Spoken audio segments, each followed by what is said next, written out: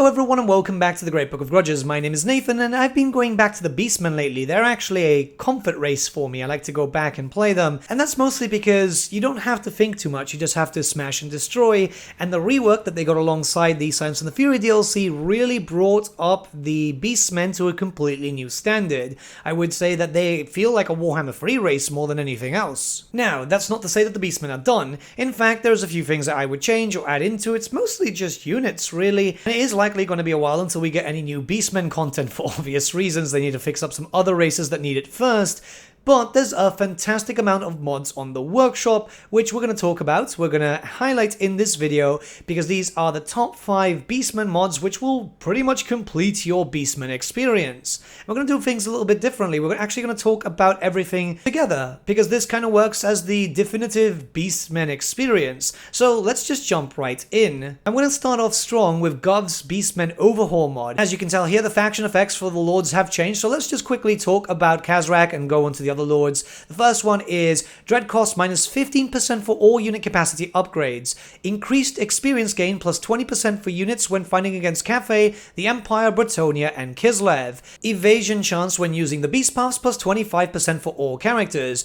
Ambush success chance plus 15% for all armies. Enemy units, this is now the Lord effects by the way, are afflicted with temporary defensive penalties at the beginning of ambush battles for Lord's army. This kind of goes with the whole thing of Khazrak being very focused on ambushing.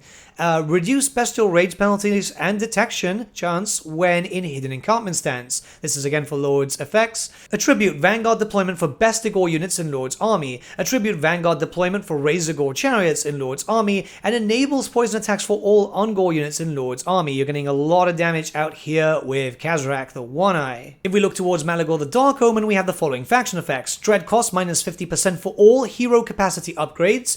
Diplomatic relations plus 40 with other Beastmen factions. Campaign movement range plus 10%. Yes, this is faction wide. Hero recruit rank plus 5 for Bray Shamans and Great Bray Shamans. When we look towards the Lord effects, we have the following. Movement range plus 50% when using the Beast Paths for Lord's army. Enemy casualty replenishment rate minus 100% for enemy armies and local province. Enemy leadership minus 8 for enemy armies and local province. And finally, Attribute causes fear for Harpy units in Lord's army. I still don't know, in all honesty, if that's actually going to make Harpies any useful, but, I mean, hey, you can give it a shot.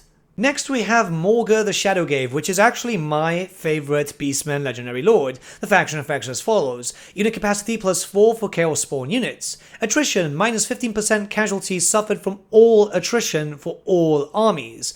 Casualty replenishment rate plus 8% for all armies. Chaos Undivided Corruption plus 3 for all characters. Horde building construction cost minus 15% for all armies. Yeah, you can see he's quite strong. Then, if you look towards the Lord effects, we have Raiding Stance is upgraded to the Spoiler Raiding Stance, which spreads corruption and attrition. Passive ability, Aura of Transmutation, these are stuff that we already know. Immune to Athaloran attrition for Lord's army. Morga will always remain wounded for no more than 1 turn. Chaos Undivided Corruption plus 5, and Spell Resistance 20% for Lord's army. Kinda good if you decide to pair it up with a bunch of different Chaos Spawn. And finally, Taurox the Brass Bull, which we have Rampage, the usual thing for the faction effects. As we see, that's a mechanic that you're used to since the release of the DLC. Dread cost minus 25% for increasing the capacity of Minotaurs, Minotaurs with shields, and Minotaurs with great weapons. Then all units have increased charge speed but reduced charge resistance in battle. This is going to make sure that you just keep going in there. Next is Ambush Success Chance minus 15% for all armies. Again, this kind of makes sense when you're very cornate. You're not really going to try and ambush, you're going to try and smash your way through. And for the Lord effects, we have the following. Raiding Stance, once again, this is something that was added in with the newest patch. It increases movement range and reduces raiding income, unfortunately. Taurox leaves behind the River of Blood effect in regions after winning battles, which stacks up to 3 times. Weapon strength plus 10% for Minotaur units in Lord's army, and finally the ability Blood Beast. That's not all this mod does, however. As you can see, the tech tree does get a nice little overhaul, which means that, yes, it's going to cost Dread, but Dread's easy to come by. It's actually something that you naturally generate for your campaign. You've got a lot more new techs too. Your legendary lords will have some unique techs for them, which I'm not really going to discuss here, as this means that you can explore it for yourself. That's always a good thing. But yeah, there's a lot more bonuses. It feels like that there's a lot more reason to come back to the tech tree, to play around with it. It's definitely better, which I think is going to help, because let's be honest, the tech tree for the Beastmen was still kind of, yeah, it was kind of empty. This also means that you don't have to do the very specific things too to actually unlock the other tech stuff, which is really, really good. It basically just brings the Beastmen more in line with Game 3 races and how much tech they have in general. And now we have a little bit more here. So, 2 mods working together, Beast Most Foul, Blessed-igors, and the sub-mod, Chaosbulls. Both of them work together to add in Slangors, Corngors, Pestigors, and even Zangors. Not only that, but a new variety of different types of balls too, so you get corn balls like you have in vanilla, but also slan balls, zan balls, and pest balls, right? You'll also have access to the various different types of chaos spawn, which is going to be nice, because this means that if you want to theme your armies, like if you want a specific beast lord to be devoted to Nurgle, now you can, and this is pretty fun, because this means that you're going to be able to help out the monogod factions by increasing corruption, but also just getting a bunch of really cool stuff, and who doesn't love that? A little bit of variety goes a long way. These are units that a lot of us are kind of hoping for eventually in the future as official content, but until then, these mods make an amazing effort about it. They are so very different to each other, and they've also got their own unique style, which is just amazing. I absolutely really appreciate the modders' works for this. And a few extra units have been added in just to give you a little bit more flavor. The first mod itself is Expanded Roster Beastmen. We'll be checking out all those units as we get a little bit later into the video. And finally, the Preyton model, because, I mean, the Preyton mod is just incredible. The expanded roster will fill out the roster, especially in parts where it's kind of needed. Fleshing out the roster to the point that you actually have a little bit of everything as you progress to the higher tiers, as it does kind of take a while at the very beginning to get your hordes up and running. And then the Preyton is because you want the fast flying creature, right? I mean, well, who doesn't? At the end of the day, it's one of the coolest models that Games Workshop ever released, and it is being very faithfully turned into a mod for Total War Warhammer 3. Any extra units added through the mods, as you can see, are linked up to their own respective pages here when you're trying to increase capacity. Keep in mind that any of the God Touch things, you need to actually take over settlements, build up a hearthstone. That's how you get more capacity for them, which makes sense because anything that's God touched is actually very, very strong. But it's the Beastmen. You're not actually going to take too long to be able to get hearthstones up and running, because the moment you start getting the momentum going, yeah, it's simple enough to actually get that sorted. You'll also be able to dedicate your generic Beastmen characters.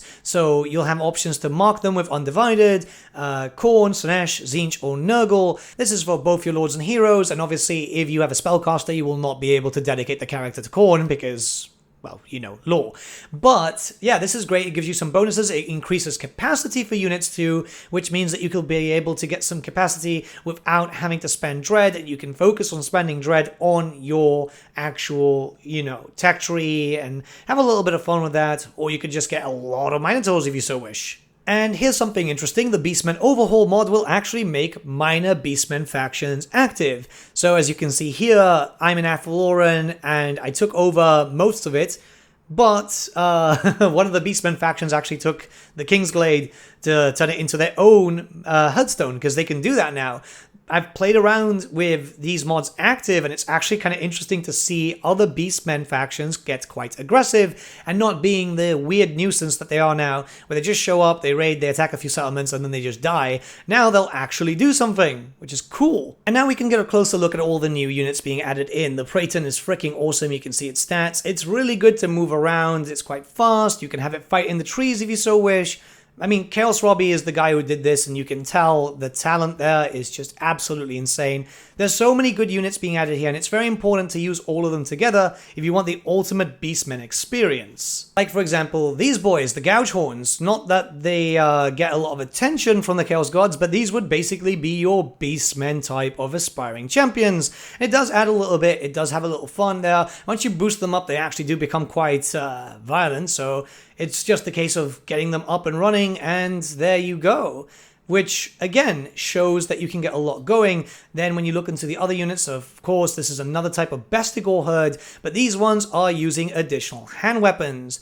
So yeah, this is going to be quite good. It's one of these things where, yeah, it didn't really exist on the tabletop, but believe me, it could have been useful. Could have been very, very useful. Gore herds were great weapons, add in a bit of a more Nurgle style damage, which is obviously quite useful. Great weapons early on would be beneficial if you're dealing with, say, for example, the Empire, who do have a few bits and bobs there. Pretty much a lot of Bretonnians, some undead. Or if you decide that you don't want the man-things taking the attention from the Chaos Gods, I mean, yeah, you could use these to smash in some armor plates before you're getting to the Beast-igors units. And finally, we look towards the Marked Beastmen, and this one's quite important to me because Marked Beastmen were a thing in earlier editions, and then it got lost for 8th edition, and then it came back during the end times where the Beastmen were finally good for once, and then, well, yeah, you know, the world blew up, so apparently anytime that the Beastmen are decent on the tabletop, the world is just going to blow up. Yeah, but when we look towards this mod, we do have a lot of really cool things to talk about. The Slaanesh ones obviously have a Slaanesh theme. You have some range units which are quite strong. You've got some awesome looking, just awesome kit bashes, really. It's all really on theme, it's all on point. They're all going to be very different. You'll see this as we start moving on to the other ones.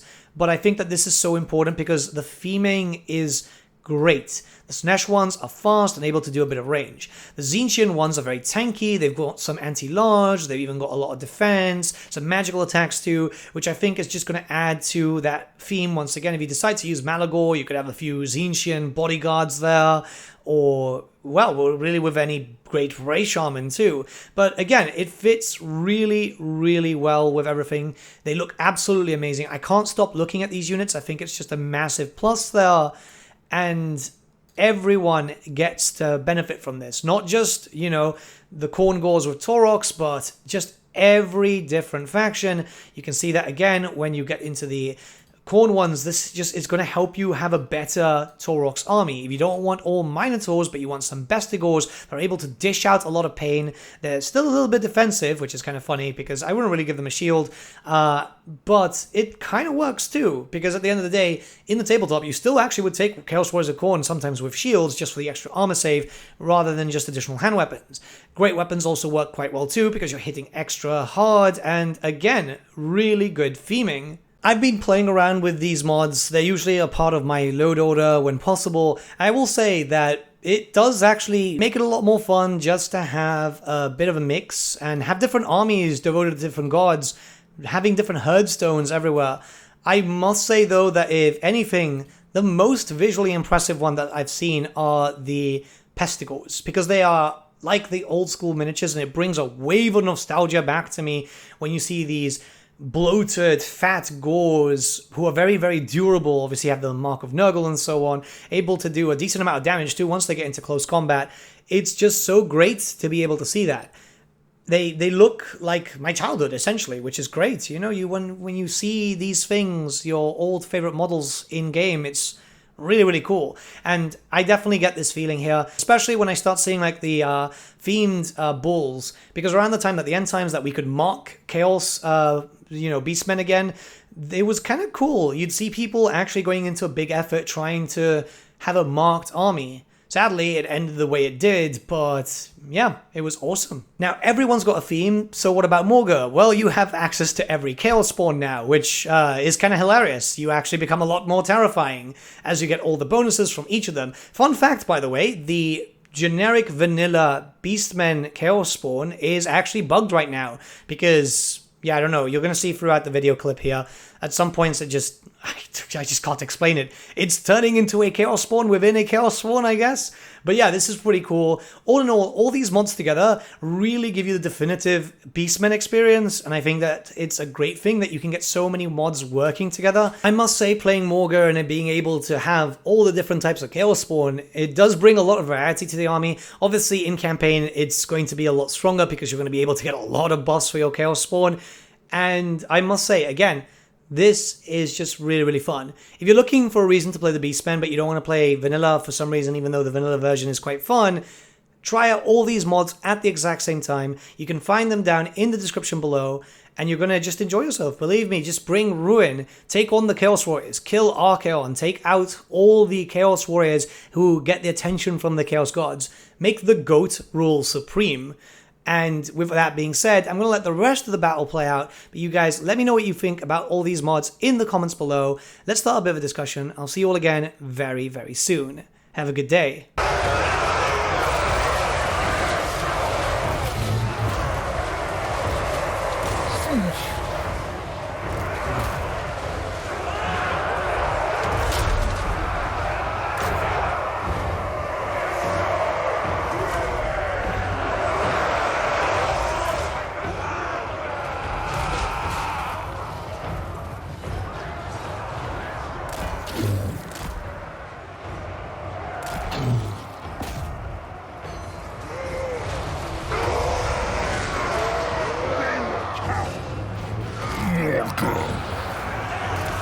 Everything must die!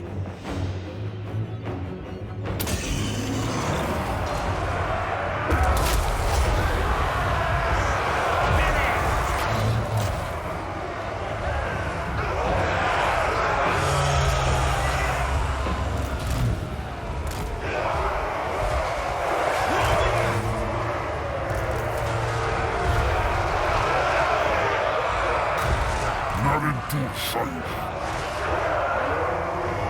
Quick shock.